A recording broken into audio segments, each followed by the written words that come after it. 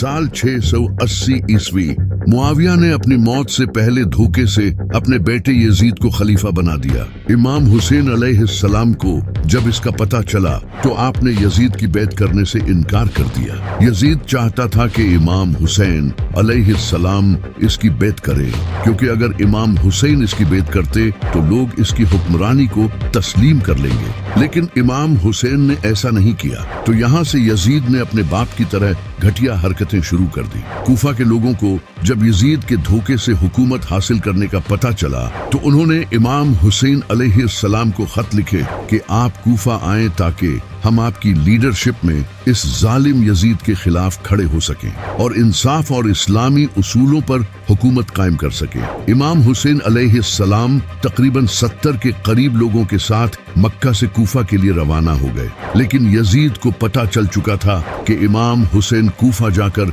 इसके खिलाफ हुकूमत खड़ी करेंगे। तो यजीद ने उस वक्त के कूफा के गवर्नर नोमान इब्न बशीर को गवर्नर की पोस्ट से हटा दिया, क्योंकि ये एक सहाबी थे और इमाम हुसैन अलैहिस्सलाम की बहुत इज्जत करते थे।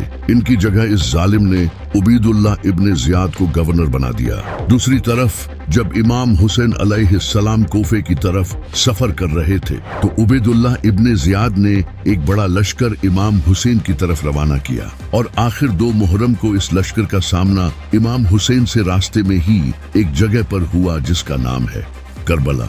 यजीद की इस फौज का लीडर अमर बिन साद था। इसने इमाम हुसैन को यजीद की बैत करने पर मजबूर किया, लेकिन इमाम हुसैन अलैहिस्सलाम ने कहा कि मैं किसी जालिम की बैत नहीं कर सकता। इसने इमाम हुसैन को धमकियां दी, लेकिन आप हक पर डटे रहे। कुछ दिनों बाद जब अमर बिन साद को पता चल गया कि इमाम हुसैन सरेंडर नहीं करेंगे तो इसने इमाम हुसैन अलैहिस्सलाम के काफिले का पानी बंद कर दिया और दरिया पर फौज खड़ी कर दी। इस दरिया का नाम दरियाए फुरात था, जिसे आज हम यूफ्रेट्स रिवर कहते हैं। ये वही दरिया है जिसके बारे में नबी अलैहिस्सलाम ने फरमाया था कि क़यामत से पहले इस दरिया से सोना निकलेगा और लोग इस पर लड़ते हुए मर जाएंगे। जब 7 मुहर्रम को इमाम हुसैन अलैहिस्सलाम के काफिले का पानी रोक दिया गया तो यहाँ से जुल्म की इंतहा शुरू हुई। उस वक्त करबला में तकरीबन 40 to 50 डिग्री टेम्परेचर था। इतनी गर्मी में अगर इंसान पेट भरकर भी पानी पी ले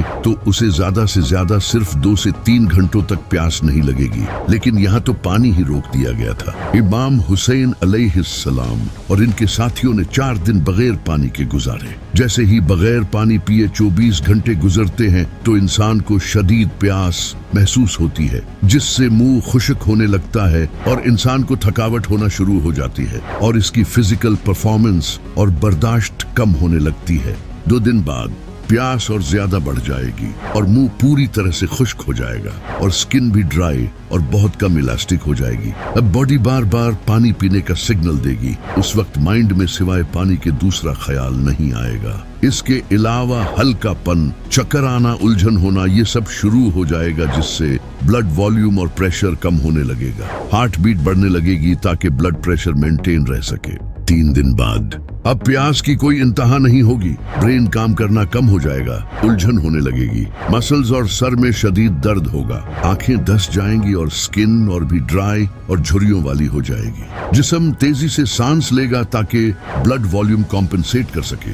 4 दिन बाद अब बॉडी ब्लड प्रेशर मेंटेन नहीं रख पाएगी, जिससे शॉक लगेगा और ब्रेन में ब्लड फ्लो कम होने की वजह से कंफ्यूजन, हेलुसिनेशन या फिर इंसान का होश भी खोने लगेगा। इस वक्त तक इंसान की बॉडी के ऑर्गन्स भी फेल हो सकते हैं, जैसे कि किडनी, जिससे इंसान की मौत भी हो सकती है। और वो इंसान जिसका 6 महीनों का बेटा हो और 4 साल की बेटी, और वो भी हजारों लश्कर के बीच, इनकी क्या हालत होगी। 10 मुहर्रम के दिन इमाम हुसैन अलैहिस्सलाम के बेटे अली अकबर ने आपसे लश्कर का सामना करने की इजाजत मांगी। जनाबे अली अकबर इतने खूबसूरत थे कि इनकी माँ इन्हें पर्दे में रखती थी। आप नबी अलैहिस्सलाम के हम शक्ल थे। जैसे ही जनाबे अली अकबर मैदान में गए तो एक एक करके दुश्मनों को मारने लगे। जब अमर बिन साद ने यह देखा तो वो समझ गया कि ये अली का पोता है। इसने फौज को एक साथ हमला करने का हुक्म दिया और दूर से तीरंदाजों ने आप पर तीर बरसाए, जिससे जनाब अली अकबर पर हर तरफ से हमला होने लगा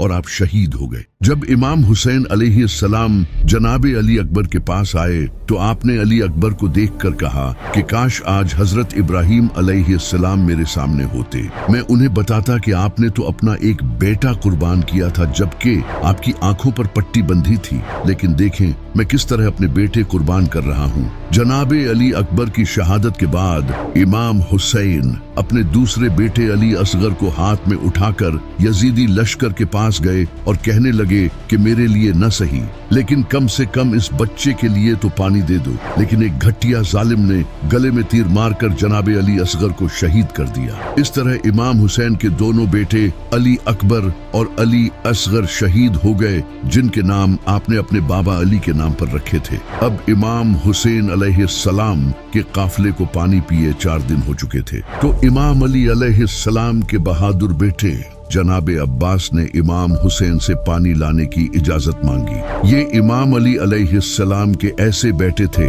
जिनकी बहादुरी देखकर लोग उन्हें इमाम अली समझते थे।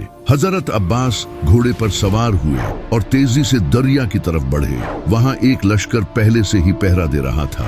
हजरत अब्बास इस लश्कर को चीरते हुए आगे बढ़े और रास्ते में आने वाले हर मुनाफिक को कत्ल करते गए, जिसे देखकर सारी फौज पीछे हट गई और जनाब अब्बास दरिया के पास पहुंच गए। आपने मशकीजे में पानी भरा। पानी को देखते ही जनाब अब्बास को पीने का दिल किया, क्योंकि वो पिछले 4 दिनों से प्यासे थे। लेकिन आपने ये गुवारा नहीं किया कि मैं पानी पी लूं जबकि मेरा खानदान प्यासा बैठा है। आप मशकीजे में पानी भरकर वापस मुड़े और फिर से लश्कर को चीरते हुए वापस बढ़ने लगे। लेकिन एक जालिम ने आपके बाजू पर हमला किया, जिस हाथ में आपने मशकीजा पकड़ रखा था, और आपका बाजू कट गया। आपने मशकीजा दूसरे हाथ में पकड़ा और तेजी से खेमों की तरफ बढ़े, लेकिन आपका दूसरा बाजू भी कट गया। फिर आपने दांत से मशकीजा पकड़ा, लेकिन अफसोस आपके सर पर जालिमों ने तीर मारा, जिससे मशकीजे का सारा पानी बह गया। इमाम हुसैन जनाब अब्बास के पास आए तो जनाब अब्बास ने कहा, भाई मुझे माफ कर दें, मैं आपके लिए पानी न ला सका। और ये कहते ही आप शहीद हो गए। इमाम हुसैन अलैहिस्सलाम इतनी सख्त हालत में एक के बाद एक करके अपने प्यारों के जिस्म दफना रहे थे, और अब वो वक्त आ गया था जब ये शेर अकेला यजीदी लश्कर के सामने आया। इमाम हुसैन अलैहिस्सलाम के जिस्म पर जख्म थे और प्यास की शिद्दत में पूरी तरह टूट चुके थे। आपके हाथ में एक तलवार थी जिसका नाम था जुल्फिकार। वही तलवार जो पहले नबी अलैहिस्सलाम के पास थी, वही तलवार जो इमाम अली के पास थी, और अब यही तलवार इमाम हुसैन के पास थी। इमाम हुसैन तेजी से लश्कर की तरफ बढ़े और पूरा लश्कर चीरते गए। एक के बाद एक जालिम मरते गए। 4 दिन का प्यासा शेर इतनी बहादुरी से लड़ रहा था। जब अमर बिन साद ने ये देखा तो इसने कहा, ये अली का बेटा है, इससे दूर रहो और तीरों से इस पर हमला करो। पूरे लश्कर ने इमाम हुसैन अलैहिस्सलाम पर तीर बरसाए और आपका जिस्म मुबारक तीरों से भर गया।